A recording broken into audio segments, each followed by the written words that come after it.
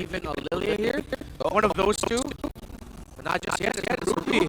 Still a lot of flex, honestly. But I'm inclined to think it's going to be a... No, not even still a lot of flex. Nothing. No. They're not giving us anything right now. You don't know, Jon Snow. Yeah, but this 4 picks of House of RSG, Dragons. yeah, really makes sense. Love Because Game of Dragons. yeah, Continue, Francis. yeah, you're getting my hopes up and just watching the trailer for the House of Dragons. Yeah, I've been yeah. excited. We're talking about the draft. Yeah. Yeah, and the dragons. Don't leave me here.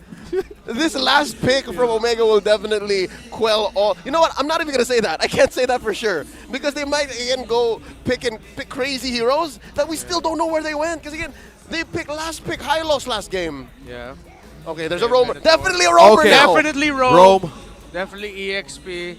And yeah, it's a Martis. Alright, so as predicted, kept it closer to the chest. Yeah. Okay. The Martis will go into the jungle, and the Arlot will go in the XP. We could have just waited maybe on the last 2 picks, but there's a lot of crowd control from Smart Omega right now. So completely, this is just Aquas here that you were probably waiting. Still not gonna cross out the potential of the Joy being in the mid. What could be still the options here? Because even the Valentina, they banned it out. Omega saw it coming, could be still used.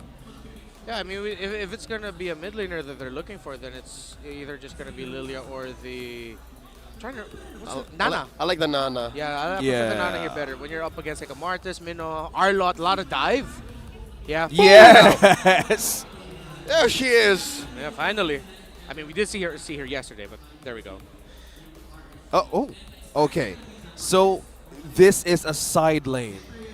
Barretts. Yeah, but Yeah. you have a Ruby there. Yeah. I would prefer this configuration. Yeah, the roam. And it makes sense. Both lineups have good skirmish. Yeah. I'd say RSG has a solid box. Or rather, sorry, Omega. I'm used to RSG being on blue. Omega has a solid box, but RSG can definitely penetrate. They can skirmish. They can move around. Yeah, great skirmishing. And then to add to that, in terms of moving around, we really have to look at the EXP lane again. Because in terms of the matchup of that lane, Barretts is one of the best lane duelists in the EXP lane. Not a lot can go up against him. Oh, yeah. So I want to see how specifically the Arlot on the side of Mega will handle going up against the Barretts. Which one of them will be more present around the map in the first 5 minutes of the game is one of the bigger questions. It's game number 2. It's match point for RSG Philippines. Will the Barangay or Smart Omega push it to a game number 3? Let's see where this game will go. All right, first early rotations. Slow start here. They just want to get around the mid for a clear. No tell. It seems like they're both going to be exiting up top or around the center of the map for their first exit, though. Okay. Something to note, very little leashing from the mid laners. They understood that it was going to be a 2v2 early on, jockeying for position. Anything out of the ordinary for the emblems? Nope. Rupture still there. I like common emblem Barats. Yeah, he does need it because of the mana. It does help out. And with that, quick rotations from Demonkite helping secure the Little Wanderer. Yep. One thing also I noticed, there's no Purify present for RSG, regardless of how crowd control is so present, or it's just Omega has a great amount of crowd control right now. Completed, they just need a flicker to get in and go in and out, and Matt is on level 4, by the way. In just 1 minute 20 seconds. Alright, so no one's seeing each other just yet, but Omega priming for an aggressive position around the mid. 30 seconds before the turtle spawns. I think RSG want to build an advantage there. They're just hovering around Louis, so they have a little bit more control from the bottom side because they have the EXP laner going around first. Omega, though, they're going to be looking to go up top. Oh, Yeah, okay. oh, they got bad intentions for Kusei. Feels it. I'm not so sure if RSG is ready for this kind of gank. Oh, All right, no, they back off. away. They All back right, away. 5 seconds off the turtle. I think they want to jockey for that. I think Lewis could be their prime target because he's not getting level 4 yet, so you don't want to see this if you're an EXP laner, so this is just the advantage of RSG. Clearly having a good start. Yep. As expected here, Omega, they're still hovering around. This is actually quite contestable. They can try to go for this. It still looks good. The turtle goes in, half health. There's Whoa! the flicker. There's the final slash. And the collapse. DK, though, still threads the needle. Finds the steal. Nibor with a deadness welcome. Throwing him over to the wall, but Matt survives, but only for a second more. There's a trade. Aqua takes one. Nibor for Matt. Turtle goes to the Raiders. What an opening bout. Yeah, that was great for RSG. Omega, we have to give it to them. That was the perfect start to what they wanted to do. Lewis with a surprise play with a final slash, getting the members of RSG they needed to get, but Demonkite coming out of nowhere to secure the retribution. Omega committed everything that they had for that initial setup, but they didn't wait for Demonkite. Demonkite took it without a problem. Yeah, precise retribution steal against the Barangay. Clearly having the right time to have that final slash. We've been talking about how he could actually be in trouble of just being delayed, but it wasn't just a problem even for Lewis. Even for the item build, he's just completely slowing through, starting with his own momentum DXP. All right, so now we're seeing maybe glimpses of what the mid-game or power spike-based team fights might look like. Yeah. RSG's collapse is much better. I think Omega needs more items marked. Finds a big Minoan Fury, and the EG dropping light like he's hot. And now Demonkite looking for retribution, looking for a trade.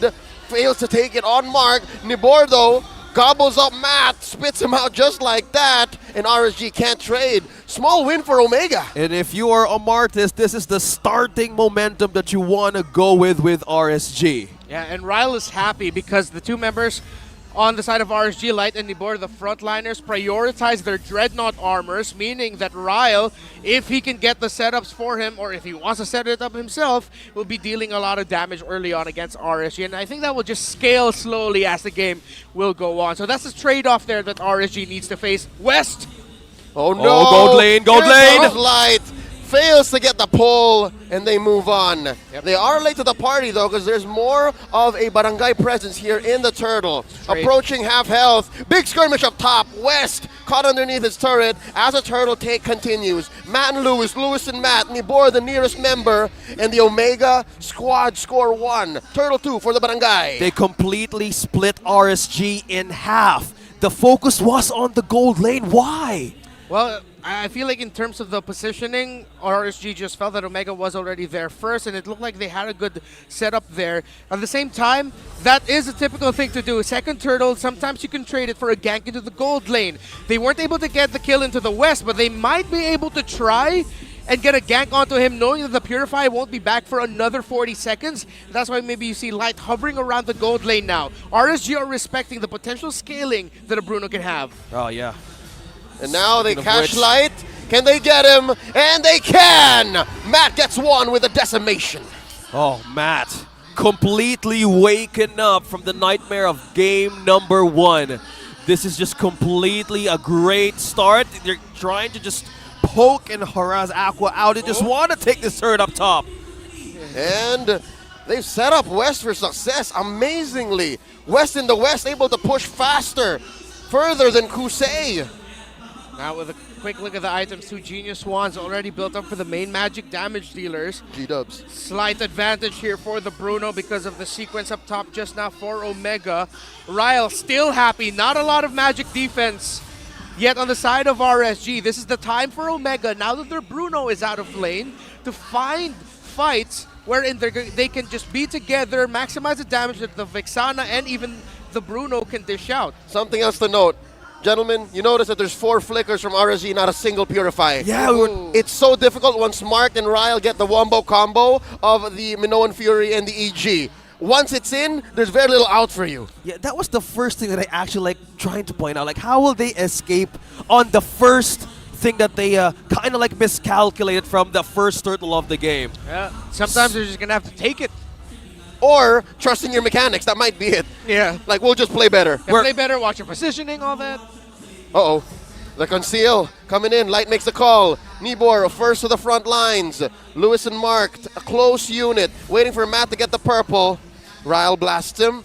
Sees that there is 1, maybe 2 in that river bush as RSG goes for the turtle. Well, look at that. Check bush.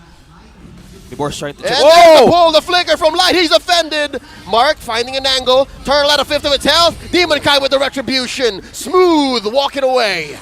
Omega kind of knew they would actually lose that chance from Demonkite, but they got a turret down bottom. They got pulled in. Final slash on the big bad Dino. Not enough damage. Check it out though, very quiet. West just working, pushing that bottom lane, tier 2. I think for trades and objectives, West is still on par on what they want to do in this game. They lost the Dragon Turtle, but they still wanting to have the success for this Bruno in this game. Yeah, there might be some viewers there wondering, how come Omega didn't fight there? It looked like they were primed to fight. The Minotaur was in a good position, but again, it was 5v4. Kusei was closer to that turtle, while West was just in the, well, technically the east or south. It's the bottom. Directions, I'm not so good at it. That's why I need maps. I'll give you a compass. Thank you. He was working. Yeah. He could have actually pushed if it wasn't for those meddling minions. He needed a little bit more time, and RSG got their candy and walked away with it. Again, say what you will about the 2K gold lead that Omega has, the 2 kills that they have ahead, but I'd say right now, mid-game, 8 minutes in, it's 50-50. We're back at equilibrium. Yeah, speaking of equilibrium, if we do have an item check from a few seconds from now, we might see how the defense items are showing from RSG. Because if there's no Purify, they would actually capitalize on that kind of defense. Because if we could check on how they will actually be in par with the backline of Omega, they need to reach that Vexana or even Bruno. Yeah. But the front line is just too strong for the Barangay right now. Yeah, so RSG, since it's still very close right now, Demonkite, I think, is going to be a lot of pressure coming from him. Or just Light and Nibor talking to each other, saying, hey man, commit the ult for the entry, and then I'm just going to try to reach a Vexana afterwards, or back and forth. So there has to be communication between the Roman EXP here of RSG if they want to reach the Vexana, but then at the same time, peel because you're up against an Arlot, and then you have to watch out for the Minotaur. A lot of things for RSG to consider. Okay, just RSG. Speaking of considering this another objective, 9 minutes in the game. Lord is up. Now who's going to be in the front lines of RSG right now? There's so much crowd control that they need to check.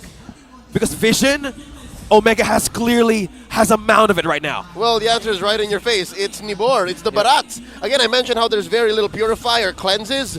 Once you hit the ult on the Barats, he kind of has CC immunity before he jumps in. So he definitely can at least confirm 1 CC. And now the dance begins. Matt and Mark up front. Ryle cocking it. Lewis coming in, Flicker misses it. The pull from Light, the counter engage. Down goes Mark. Demonkite coming in from the flank. Lewis already down. Nibor gets another. It's a disaster for the Barangay as RSG gets a push off cam and a Lord. Instead of stating the most obvious reason as to why RSG want that, I would rather focus on, well, one thing that RSG has been doing now for 2 games, wherein Nibor is actually their roamer in a sense.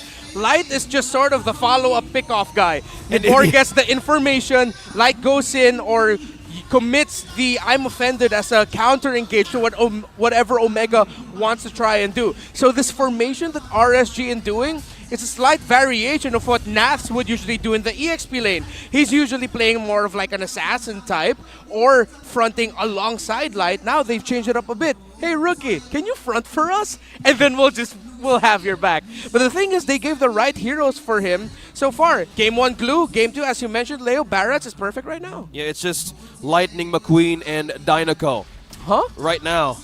We have Lightning McQueen and we have the guy from Dynaco. I love Fast and the Furious. Yeah, you have the legend and you have the rookie. Family. A complete great combo with the Barros and the Ruby. How will Omega use that wombo combo again with this Arl? Because the flicker is down and Matt is holding on to this turret though. Oh wow, Matt throwing his body at 4 members of RSG, saying you shall not pass, like Dumbledore in Star Wars, keeping their tier 2 in mid. Bottom lane barely standing as well for Omega. The map is so red, gentlemen. RSG taking it slowly.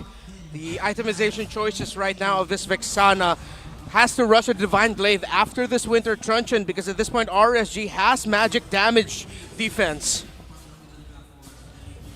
Okay, speaking of damage though, they're really holding on to this turret.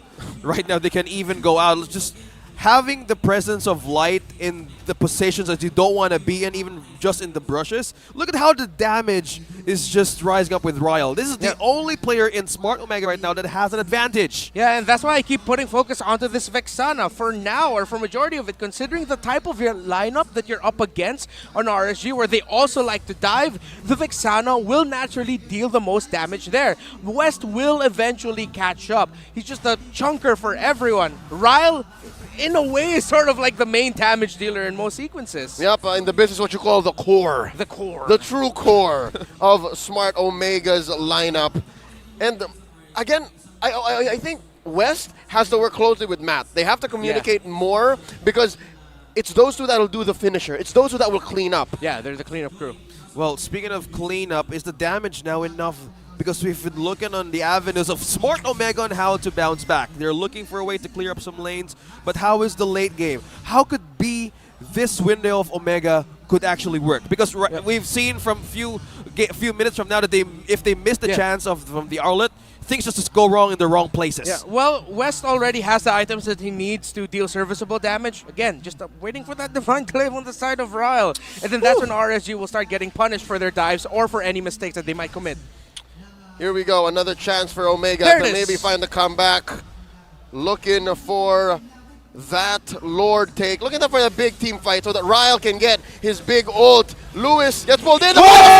Very good positioning. Eternal Guard crashing down on a light. Look at the back line. Look at Demonkite. They're holding. Pushing them back. They indeed are holding. A big knock-up on the one. Down goes Libor. Matt finds a decimate. Matt might go down here. But no! It's Knight who goes down. West Side Killer in the building. And now Aqua with his passive gets popped by Lewis. Quick 3 kills for Barangay Omega as the song goes. Late game long, we're never gonna stop. They take a Lord. 14 minutes in, RSG can't contest. Wow, at the right moment you said it. You guys perfectly said it. Omega completely bounced back. They found the shot and took it, and they did not fail. Omega, I really thought there that it was a little bit off the mark. Ryle couldn't maximize the Eternal Guard, but then it was Marked who was able to counter back with a good Minoan's Fury to send the members of RSG back and get a key knock-up there. Now it's RSG reeling. Again, Omega have the items, Omega have the Lord. It's an even ball game. Oh. I guess that's one little finesse point of that team fight that we did not notice. It was the EG that kept everyone in, and then the Minoan Fury follow up. It's usually the other way around. Yeah. Oh, it's that off timing that threw RSG off. Amazing back and forth here. And now it's OMG pushing in. That is just completely the right mix of layer of skills. Omega, now they're marching into the base. A siege and a Lord. We go. Turret They're down. inside. They're inside. Could be the last team fight here, gentlemen. Oh, EG plus the MF coming in. The base up next. West taking down the base. We're going to game 3.